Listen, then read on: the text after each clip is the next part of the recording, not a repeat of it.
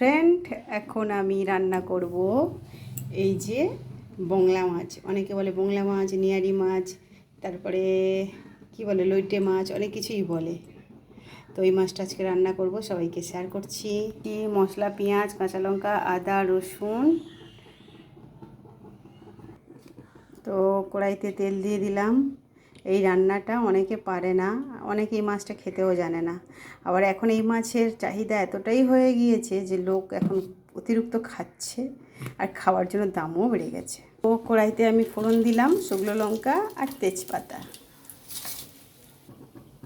এরপর দিয়ে দেব পেঁয়াজ।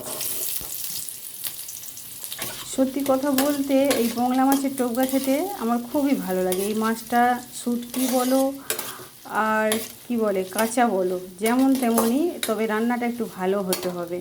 আর এই রান্নাতে মশলা কড়া দিতে হয় আর ঝাল নুন টান দিতে হয়।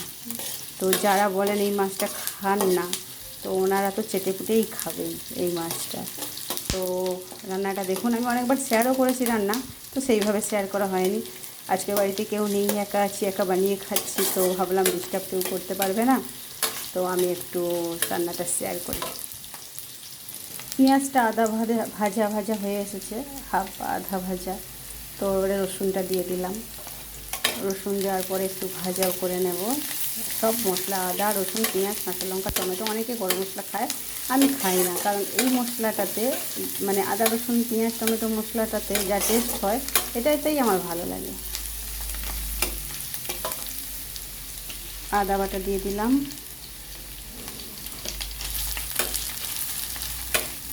এইবারে টমেটো, কাঁচা লঙ্কা একসঙ্গে দিয়ে দিলাম। রান্নাটা করতে বেশিক্ষণ টাইম লাগে না, খুবই অল্প সময়ের মধ্যে হয়ে যায়।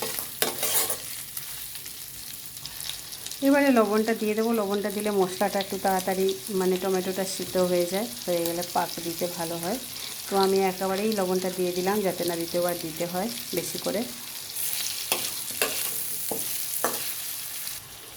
তো ফ্রেন্ড, আমি একটু বেশিই ঝাল খাই, তো দেখতে পাচ্ছেন শুকনো লঙ্কা দিয়েছি। এবারে গুঁড়ো হলুদ দিয়ে দিচ্ছি। তা শুকনো লঙ্কা, কাঁচা লঙ্কা আমি দিই টেস্টের জন্য। তারপরে আবার আছে এই গুঁড়ো লঙ্কাটা দিই, কালারও হয়। আর আমি একটু ঝাল বেশি খাই, আমাদের বাড়িতে সবাই ঝাল বেশি খায়, তো একটু লঙ্কার চাপটা দিই। তবে হ্যাঁ, এই রান্নাটার লঙ্কা আর নুন টান টান হলে তবে কিন্তু খুবই সুস্বাদু হয়।